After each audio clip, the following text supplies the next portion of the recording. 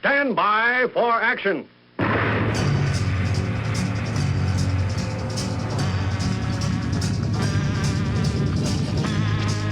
Thanks for joining me. My name's Dave Miller, and for 4 years I have been the Unpleasant Blind Guy. The difficulty in doing anniversary programs is finding new and different ways to say thank you to the people you owe so much. So this time I decided to use a program that almost didn't happen. In preparation for another program on a very important subject, Jan Rennie, with whom I currently panel on the English Defense League radio program hosted by Jeff Mitchell, and I were having some pre-show discussion on February the 21st, 2017. It soon became obvious to me that it might be of interest to listeners who are curious about what goes on behind the curtain. What are the parts of making some of these programs that you don't get to see? So, as we prepped for another show, Jan Rennie and I had a good discussion about news gathering, and online interaction that I think you might find useful. It's done in a way that's rather unusual for a program of mine, in that it's very ad hoc, sometimes a little more irreverent than it might possibly need to be, and there are even the inevitable tech issues which plague us all in the new mainstream media. Enjoy the ride. Let me get my mic down here. Take it doing it on Skype. Yeah. Yeah. I'm just trying to share your Facey post, and then I was going to call you right after that. Okay, there we go. I've only just come across that. Yeah. Great. It was in the ADL groups. Yeah. What the hell? I know it goes on, but to actually brainwash them to that extent. I know. Yeah, it's amazing. I've been saying for years now, we've got to stop politics in schools. Especially young kids. Yeah. It's no good. It's no good, and it leads to no good. That kind of crap went on. It's like having Communist Party officers in the schools in China and the Soviet Union. Yeah. This is why I think. I'm sure it's been going on for years, because this is why I think that teachers are all left-wing, because when they do their college and get the degrees in teaching, in education, then they're interviewed for a job at the school. And I know back in the 80s, they used to be asked their political leanings, even if it was just like a friendly chat in the interview. And of course, they didn't get the job if they were right-wing. Right-wing not being like an extremist, because we're not extremists, we're just patriots. Right. If you had right-wing leanings, then you didn't get a job in the schools. Yeah. Is that one of your cats? My cat's meowing.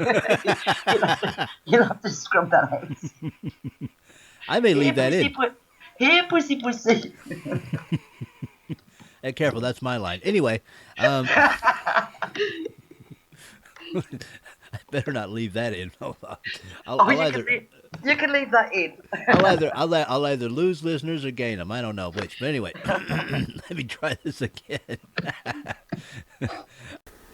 Let me see. Okay, I'm just going to have to copy this off. Wow. Yeah, I know. It's amazing. And these people never give up. Oh, come on. Okay, there we go. Yeah, I'm just trying to get to where I can copy this thing. Here we go. Yeah, okay, that'll do it. And these people never stop. I had to, I didn't have to, but I saw it, and I thought I'd be they'll do this forever. Someone is still going on about the election over here, and saying, well, just peddle that the election is over stuff to your Kool-Aid drinking, compatriots, blah, blah, blah. Trump is still not my president, yada, yada. Well, it's kind of strange how we're doing this topic tonight, because I am really pissed off. I am so pissed off. Oh, come on. All of that, and that's all I got? What do you do? The usual. Now, in the last group, people stopped posting. Yeah. And I'll bring it up in the show tonight, because people are refraining from posting because they're so nervous about posting something that's fake. That's how it's getting.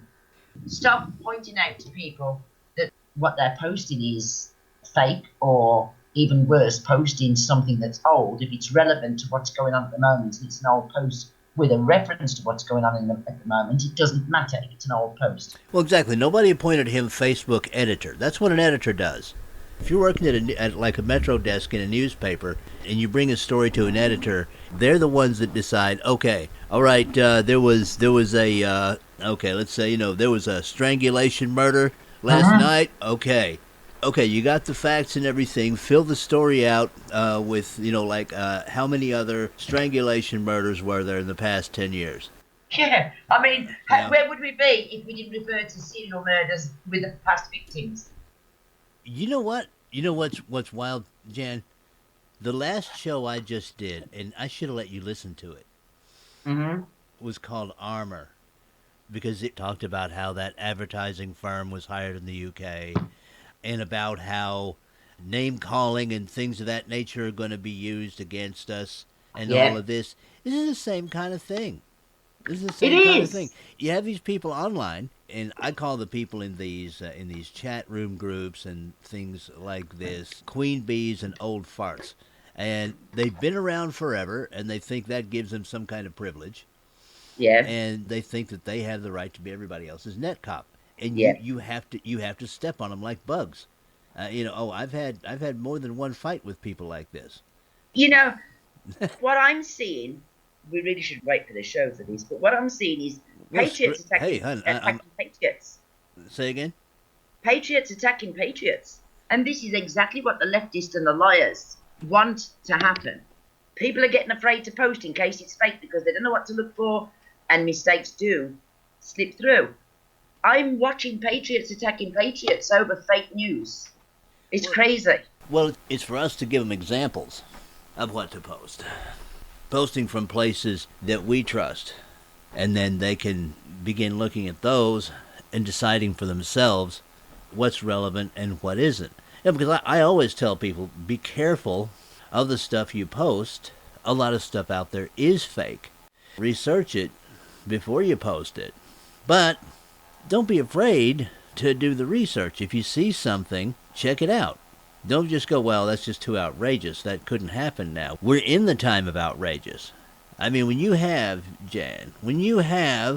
measures like M103 in Canada going on, when they're prepared to lay the ground to create quote-unquote Islamophobia laws, and they don't even define what Islamophobia is, then we're in the time of outrageous. So checking out these claims, whatever they are, the stories that you happen to see on the net, is worth doing. And that is really the only caution I would give people. You're absolutely right about this. Patriots don't need to be attacking patriots. Okay, we're not news editors or anything like that. You've seen me post to stories that people have posted that I haven't been able to find any corroborating evidence on, and I'm always very polite about it.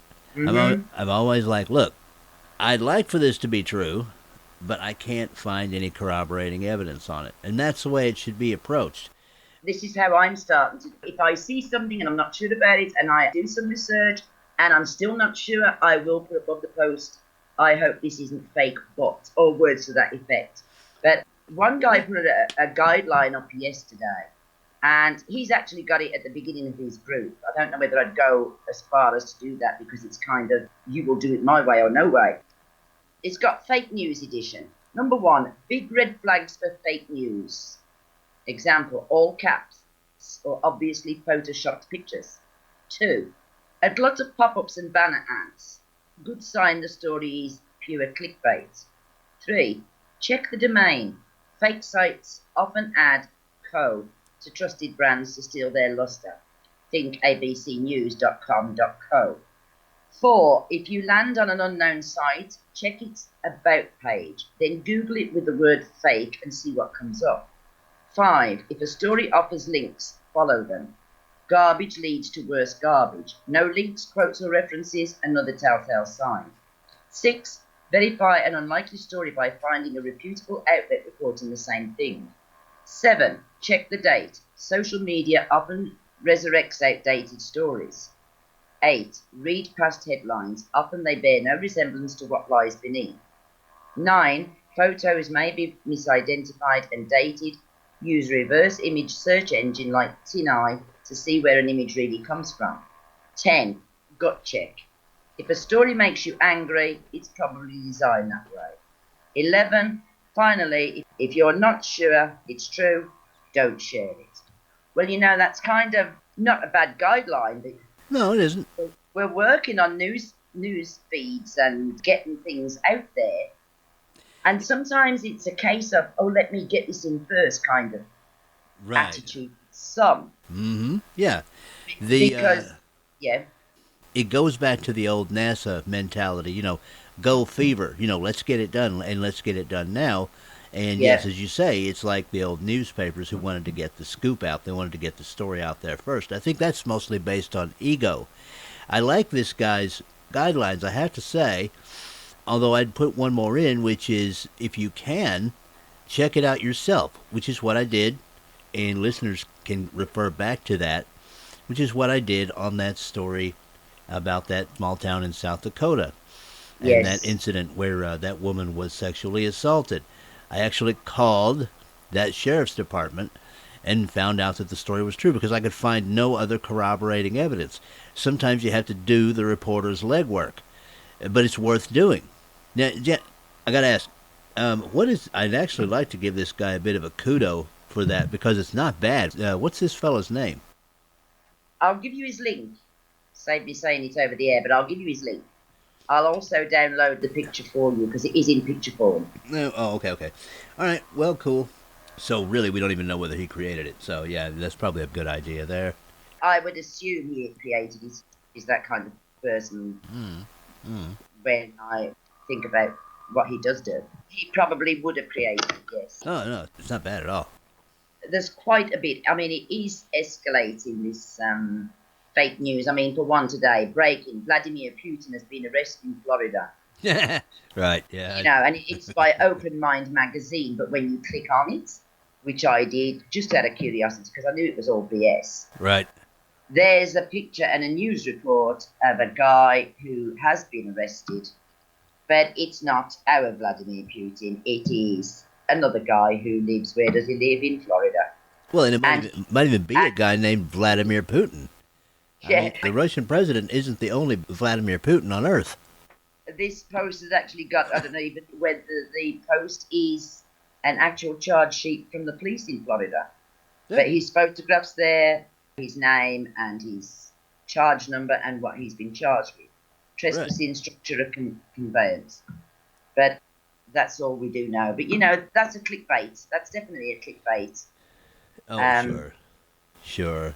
Yeah, it's worth talking about, but it's a distraction in the wider thing that we have going on, which is trying to bring the information to the people. And this guy is dead on with his list. Whoever created this list is dead on with it, that we have to do this. We have to avoid creating our own pitfalls.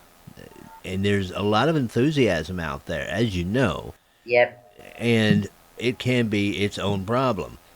So exactly. We have trusted sites out there. We have trusted blogs. That's not to say when a blogger takes another blog and makes it his, that's shared in blogs. And the original blogger is notified of this. Some of the bloggers out there, some of the famous bloggers we know out there, never put a source.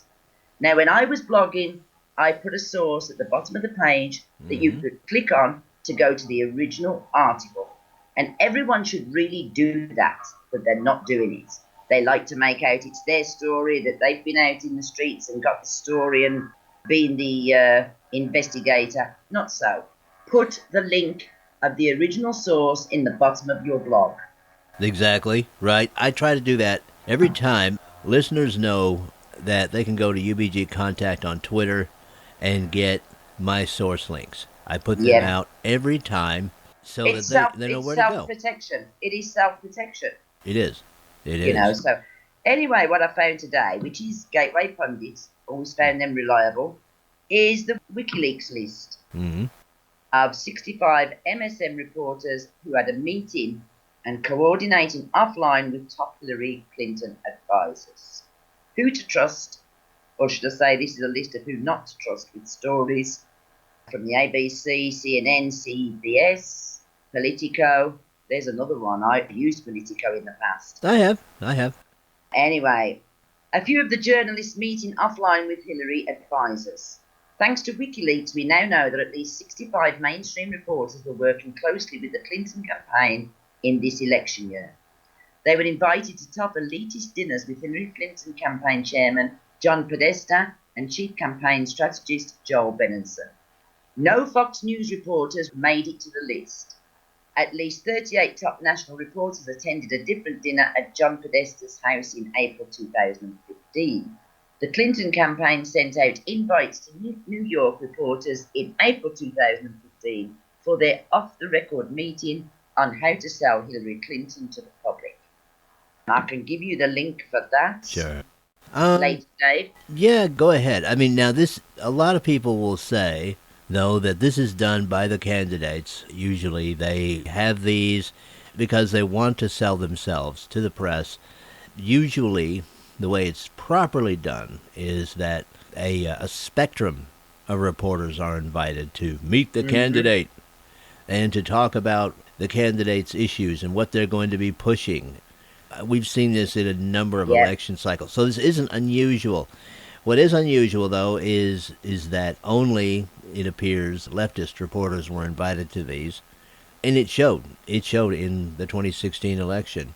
There was a big reason why. Aside just from shared ideological beliefs, the leftist press backed Hillary Clinton. Yeah. And part of it is they're treated well by the candidate. And, of course, as we know, Hillary Clinton had access to... It would be financial. It would be financial, yeah. She had access to a lot of money. Now, that doesn't necessarily mean that she handed over stacks of cash, but a nice dinner goes down well. Yep. And who doesn't like free booze? The event memo, Benenson's Cocktails, on 10th of the 4th, 15. This is an off-the-record dinner with the key national reporters, especially, though not exclusively, those that are based in New York. Much of the group includes influential reporters, anchors, and editors. The goals of the dinner include: 1. Give reporters their first thoughts from Team HRC in advance of the announcement. 2. Setting expectations for the announcements and launch periods. 3. Framing the HRC message and frame the race. 4. Enjoy a Friday night drink before working more. Time and a date. This is called for 6:30 on Friday, the April the 10th. There are several attendees, including Diane Sawyer, who will have to leave at 6:30 to 7 o'clock p.m. I'll just give you a brief rundown of these people that was invited and who attended. Okay, ABC, Cecilia Vega, David Muir, Diane Sawyer, George Stephanopoulos, so whatever it is, John Cole, John Heilman, Mark Halperin, Nora O'Donnell, Vicky Gordon, Brianna Keeler, David Chalian, Gloria Borga, Jeff Zeleny, John Berman, Kate Boodland, Mark Preston, Sam Feist, and the Daily Beast, which we all know is a load of rubbish, Jackie Kokonik, and Whitney Snyder, Betsy Fisher-Martin. These are NBC. Right. Beth Bowie, Phil Griffin, Rachel Maddow, Rachel Rackerson, Savannah Guthrie. The New Yorker was Ryan Leitzer. New York Times, Amy Chozick, Gail Collins, Jonathan Martin, Maggie Haberman, Pat Healy. From the People was Sandra Westfall. Politico was Glenn Thrush and Mike Allen. Vice, Alicia Mastromonaco. And for Vox, John Allen. Quite a party. Another group of 25 mainstream reporters were invited to dinner at John Podesta's house on April the 9th. This was a completely different list of reporters. Here's the list of the RSVP. ABC, Liz Kreutz, Julie Pace, Ken Thomas, Lisa Lera, April Ryan, a Yes Magazine, Jennifer Epstein, Yes, Ruby Kramer, again Steve Chagaris, John Harwood, Dan Marika, and Huffington Post. Amanda Turkle, Michael Memole, Evan Handler, Anita Kumar, Alex Zietz-Wald. All these people attended, folks. National Journal, Emily Sholter thesis, Mark Murray, Tamara Keith, again, New York Times, NBC, and Politico. You know what? Reuters, Amanda Becker, The Hill, Arnie Parnes, Washington Post. Now, here's one I want to bring up, the Washington Post and Gear. Because I've noticed since the election how the Washington Post has turned itself around somewhat from left to let's pretend we're right-wing. Mm-hmm. Because at the beginning they did nothing but disrespect President Trump, and now they're starting to post quite heavily about what a cleanup he's doing and how wonderful it all is. Well, now, either they've all been fired at the Washington Post, and they've re-recruited decent people, or they're just being what some would call, not we, what some would call in Islamic terms, taqiyya. Well, no, I think you're right. I mean, one of the things we're seeing here is this newspaper trying to be intelligent and saying, okay, we're going to play to President Trump's emotional interest. We're going to try and make him believe that we are for him and his policies, so he will put trust in us, and that way we can ram the torpedo in later. Because they believe, frankly as I believe, that Trump is not a dead fish like Obama. He runs a lot on emotion, and if something makes him angry, he lets people know about it. And if something pleases him, he lets people know about it. Yeah. So they're trying to stroke Trump like a big tomcat and make him purr. Mm-hmm. But I'm hoping that President Trump realizes that what they're doing is that they're trying to set him up for the kill later on. You don't have a complete come to Jesus moment like that if you're a newspaper that has been on the progressive left for as long as I can remember, and my memory goes back almost 50 years now. So you don't have that kind of a change. So there is that. It seems, Jan, and we'll get into the Kevin Crehan stuff later, but I think we have one show here already, so it looks like I'm probably going to make 2 shows out of this, because it's very important for people to know how this stuff is done and how these stories make it to their TVs, their radios, to their online news sources, and things like that. One of the big deals is that so much stuff now starts with hearsay, and that's because newspapers and other news outlets no longer have what they used to call news bureaus, because it's a money-saving measure. Used to be, there would be a couple of reporters in just about every city of any consequence with a teletype, and if they'd get a story worth passing around, they'd run to the teletype and bash it in and get it on the wire. Mm-hmm. And that was how a news agency like, say, Reuters or the AP would get their stuff, and then they just redistribute it to papers all around the world. So if, for instance, there was a big fire in Columbus, Ohio, all right, that had killed a lot of people, you would hear about it if you lived in, let's say, Miami, Florida. You'd probably read about that in the Miami Herald, because they had teletype machines in their offices, and they would pick that up from the bureau reporters in Columbus, Ohio. Okay? Mm-hmm. And that's the way it used to be done. Now it's very different. It's down to people with their cell phones taking YouTube videos and calling into local TV stations, and that gets transmitted around. But a lot of it is also hearsay, because no one can... Well, let's say the stuff that you talk about, things that happen in Poland. The wire services may have people in one city there, and they may not. Okay, again, because it's a money-saving venture. They're not going to have a reporter in every city of significance in Europe. It's come down, in a lot of instances, I'm sure, to maybe having a few reporters in London and maybe a few in Paris, and that's probably it. I mean, they don't have that anymore, so a lot of times they have to go based on hearsay. And that's where having to check this stuff out comes from. You get things, for instance, from Poland about the marches of tens of thousands of people. Yes, I do. Against the Islamization of that country. Yeah. And that has to be checked out by you almost on a personal level. So it's really difficult for some people to know what's real and what's fake. And the bad thing about it is, you have organizations out there like the BBC and over here in the States, CNN, and all the little gaggle of other established news outlets that already have their territories staked out on television and on radio and in the newspapers and online. They already have those territories staked out, so people just assume that they're trustworthy. Yep. Well, we know one person who knows that they're not trustworthy. Mm-hmm.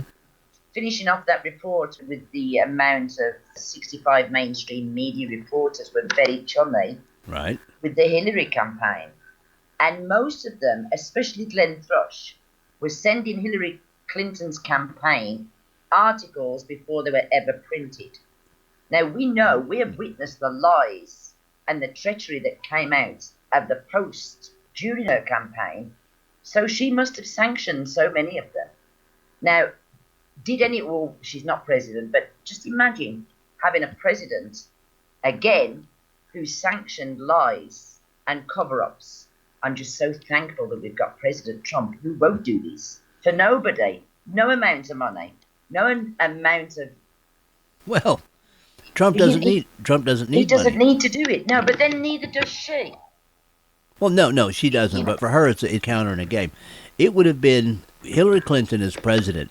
When it comes to news dissemination, she really would have been, and this isn't my idea, I wish it had been, but she really would have been the Joseph Stalin to Obama's Vladimir Lenin. She would have been, and she would have acted like Joe Stalin, too. There would have been, woe betide the reporter or the news outlet that put out a bad story about President Clinton. Oh, they'd have gone. They'd have been gone. They'd have been destroyed, without a doubt. Oh, yes. If you recall, during the Obama administration, when Obama wanted a Fox News reporter excluded from that group, the rest of them protested it. Now, ordinarily, they wouldn't do that because they can't stand Fox, even though it is the fake stream media just like the rest of them. They still can't stand Fox because it has people like Sean Hannity and individuals like that on it. But they still banded together and protested the possible ejection of this Fox reporter, and it didn't happen. But if they hadn't, I can guarantee that Obama would have had his way, and there wouldn't have even been a Fox reporter at all in any of his news conferences. As it was, we didn't get to hear from them very much as far as getting to ask him questions and things of that nature. So, yeah, I agree with you, Jen. I think if Hillary Clinton had won, we would have... yeah. The only difference, really, here, in my opinion, is that Donald Trump is going out and confronting the press and using his right, Jan, as an American citizen to say that he does not approve of the manner in which our fake stream media, people like CNN and NBC and people like that, are acting, reporting stories, and twisting them into false news items. And he does have the right to do that. Of course, as you've seen, Jan, because you watch these press conferences, their reaction to that is not good because they're not used to being called out. Exactly. Well, as we're speaking, I am searching a news story right now, Dave. From the Washington Post, I had a notification to say that Milo Yiannopoulos has resigned from Breitbart News. Now, I've done Breitbart, the original source. Sure. Haven't seen it. I went back 24 hours, nothing about Milo. Now I'm on the London one in case they've just put it on the London one. Mm-hmm. So I am scrolling down now because I'm sure I would have seen it elsewhere somewhere today that Milo had resigned. Yes, from Breitbart. I had seen things about this on Facebook, and I would really like to know why he resigned from Breitbart. My feelings about Milo, and I know that I have a lot of listeners who have problems with homosexuals and things of that nature, are the same as my feelings about people like Small G Gay over here in the United States. Homosexual or not, they're patriots. And they stand up for the truth, and they stand up to people, including the gay mafia, as they call it, to speak out on those truths. And I think they deserve a hell of a lot of credit for it. Now, I don't know why Milo resigned, but however he resigned, he resigns with that in his background because he has faced up to hate, not because of his homosexuality, but he's faced up to hate from the left, even to the point... And his stance on Islam, of Right, course, and yeah. his stance on Islam. Yes, Jan, I was going to get to that. I'm still not. I'm down to the 19th of February on Breitbart London, and I still can't see a post about Milo. So I'm just going to click on this Washington Post now and take a look at it. It was published today. Milo Yiannopoulos resigns from Breitbart News. Now it's supposed to have why he's resigned. I'm just going to look for the source. It says gay provocateur. I'm like you there. I don't think there's anything he's done about being gay. And I'm like you with the gay. To me, the gayness doesn't come into it. What he's doing is, when he went there, was talking about Islam and the threat of Islam, of course. Right. I watched his one speech where the 4 Muslim women was screaming abuse at him and walked out. Well, the only time he mentions being gay, Jan, is when he talks about the fact that Muslims, when they are devout, want to kill gays. That's really the only time he brings being gay into it. The rest of the time, he just says the same things that, in his own way, that we do on EDL Radio, that even people like Usama Dakdok do, or Vito Esposito, or so many other people that I could mention. Go ahead. Well, in the interview, I don't know whether to believe this or not. And, we really need to see if he's actually said this. He's resigned because Mr. Yiannopoulos had suggested that sex between adults in their 20s and 13-year-old children and perfectly consensual. And he once bragged that being molested by a Catholic priest or a boy had improved his sex skills. Now, I've not seen any of this, and I probably shouldn't even have read that out because, to me, unless I can find the facts, then it's BS. Oh, well, and as goes. usual, there is no link as to where they have got this. Well, there you go. You know what? No, Jan, you should have read it out. And the reason is because this is the first time any of us have seen anything about this. And this could be a complete smear campaign to discredit him because he is very effective. The left hates his guts. So this could very well be completely untrue.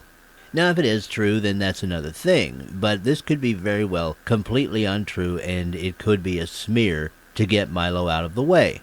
Because the last thing the progressive left wants, as we know, is for someone who is not a 50-year-old white man to be standing up against Islam. And there's another part of the Washington Post. Mind you, 10 minutes ago I said to you that they're kind of leaning more towards Trump. Uh-huh. But they're not really. It's a smokescreen because when you read down their page, it's like an expensive lesson for conservatives. A little bit put in there. They are left-wing. They remain left-wing, but they just don't want the rap of the president for their lives. Of course, and it's got to be said that we're not going to trust the Washington Post because we're not idiots. This is amazing, really, when you think about it. That and ordinary people are getting into this, Jan. They understand these things now. You can't be rabidly left-wing for at least the last 40 or so years and then just suddenly change from, let's say, a leopard to a panther. All right? Exactly. The spots are still there. Yeah. The spots are still there. I don't know whether you have comic books. Well, you do have comic books in the US. We used to have them, we still do, but we had one called the Beano, and that's what we used to say years ago. Reading the Sun newspapers, like, you may as well read the Beano. The only thing you can trust on the Sun is the date, and a lot of people say that. And it's getting that way with every newspaper. We used to be able to at least trust them. The Express, probably in the UK, is to be trusted because they do put the source. And I'm getting to the stage, Dave, where I'm only believing what's written when it's accompanied with a video with that person actually speaking the words that they're printing. That's how it's getting. Well, it's almost gotten down to that. There's an old saying, I think it's an old Jewish saying, believe half of what you see and none of what you hear. And that's got to be a thing that all of us, whether we're show hosts or whether we're news consumers, just trying to spread the word, to remember. There's so many things out there now that are fake, and many of them coming over these established news sources, that if we're going to spread the word and spread it the right way, we have to be careful. And no, that doesn't mean that we have to stifle ourselves. But it does mean that we have to work a little bit more. We have to walk the extra mile. We have to do things like check these stories out. Yeah. Because, as you said, we might see a headline that we like, or a headline that we agree with, let's say. For instance, one came out yesterday that I found that Saudi Arabia has gone to the UN and they want to create an M103 in every UN country. So they want to create that fertile ground for blasphemy law in every country so that none of us can criticize Islam. Yeah. Now, that looks real to me. Okay, so I'll be watching it. And I may even put it in a subsequent show, I don't know. But I will be watching that. This is why I didn't give the link out, because I'm not sure about it. I wouldn't put it past them. Oh, no, I wouldn't either. And I do It sure looks that way when you look at the M103, that they're still debating in Canada. I don't know. I believe they are. I don't believe that they've voted on it yet. And I think part of the reason they haven't voted on it yet is because, again, of people like Rebel Media, who have brought it to the forefront, and people like Leslie Ann Stoffel of Real Clear Israel, who have actually brought it out into the light. This was going to be some nasty little thing that the Canadian Parliament was going to do, and Canada was going to wake up one day in a situation where blasphemy laws could easily be created because the framework to allow them was already in place. So I do tend to believe that stuff about the UN. But you can't just see something like that without any kind of corroborative proof and throw it out there as if it was news. Now, I tend to trust Rebel Media because they try to check things out.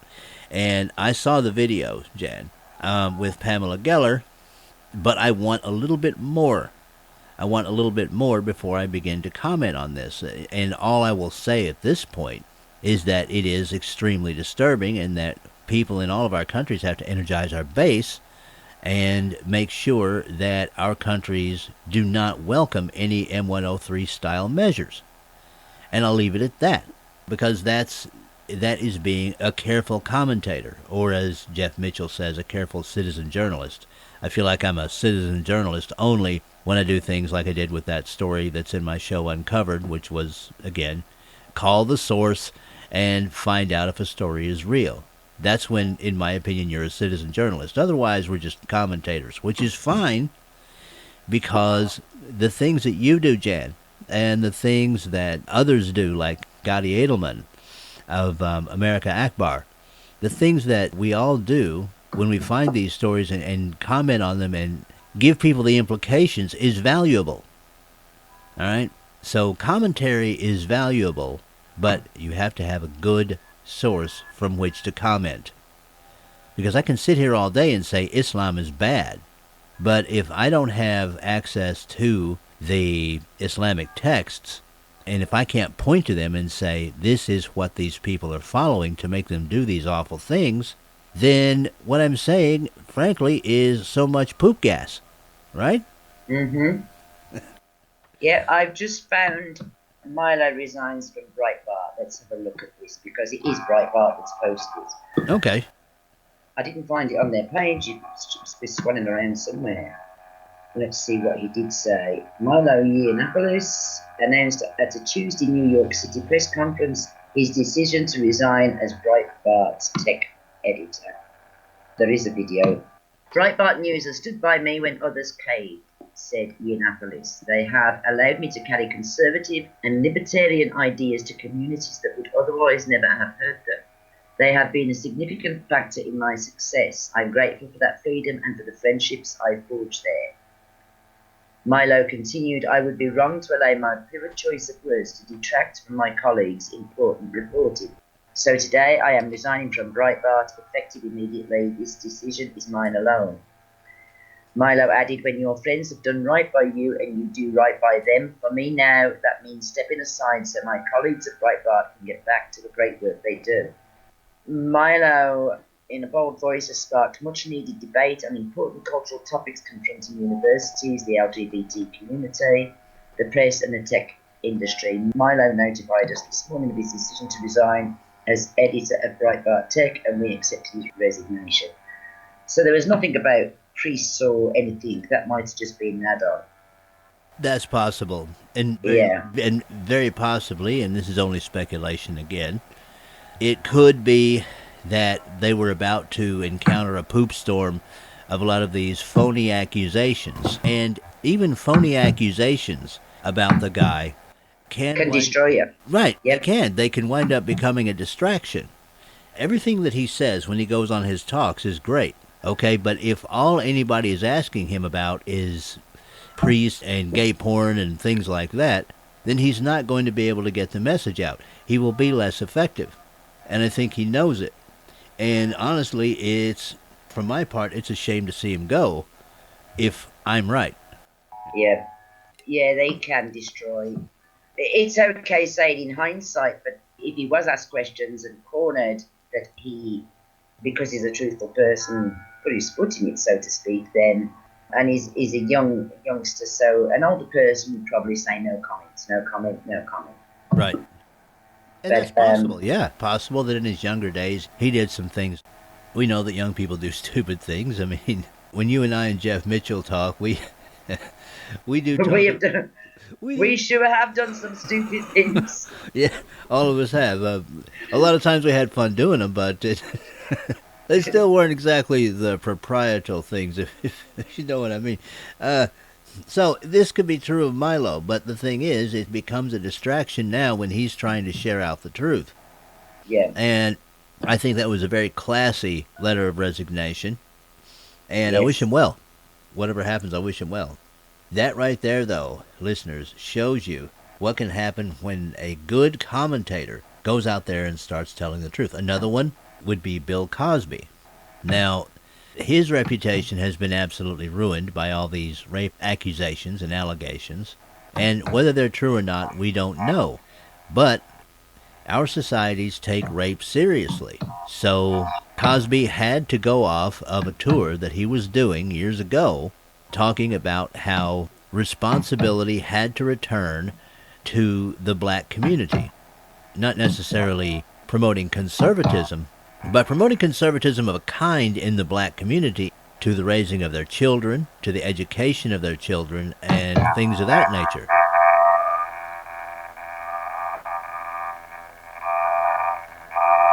Do you have a Cylon in there, Jan? Did I have what? I'm hearing something going. No, I'll tell you what it is. I need a new computer. It'll be my fifth computer because I've got one up the stairs. It weighs so heavy, but this one is another one of my favourites, and it's got. I think it's overheating, so that starts the blow thing. Oh, it starts your fan. Okay, yeah. Yeah, I'm gonna get a new computer, but I'm Yeah. gonna get the same kind as this one, so I don't have to mess about too much. It's a good idea, and I just like to end this up by saying to people, be careful when you post, be careful when you share. Don't be afraid to do either one of those things, all right? But exercise responsibility, because we do have right on our side. We do have a good message, and we want to spread that message well as conservatives, as libertarians. We have a lot of opposition out there, and they're going to be looking for any and every mistake that we make. Let's make sure that when we point out their mistakes, they can't turn around and accuse us of the same thing. And there we go, Jan. That's going to be a show right there. Didn't intend for it to be one, but I think it's a good one. Yeah. I might clean that up and post it after I do the one on Kevin Crehan, because I do want to talk about this. Mm-hmm. You know, it's hang on. It's very important. There we go. Now, there we go. Let's do some stuff here. All right. You've got the story I gave you, and which you brought that story to our attention anyway, and you got the Tommy Robinson interview and all of that. So we're just going to kind of go from there, and I'm going to ask you some questions generally about the EDL and what happened to you guys in the early days and things of that nature, and what's happened since. And that's basically going to be what this is about. So I can hear that buzzing now. I know. It's not my computer. I've just took my headphones off. It's not my computer. It's gone. Yeah, it's very strange. Oh no, there it is again. Yeah, see, that's why I would go quiet, because it would get really loud over here. And I know it'll get really loud on the recording, so, you know. But it's Hmm. cool. It's all right. I can work through it, and it should be okay. Yeah, but yeah, here we go. I'm gonna go ahead and start it out, and we'll move from there.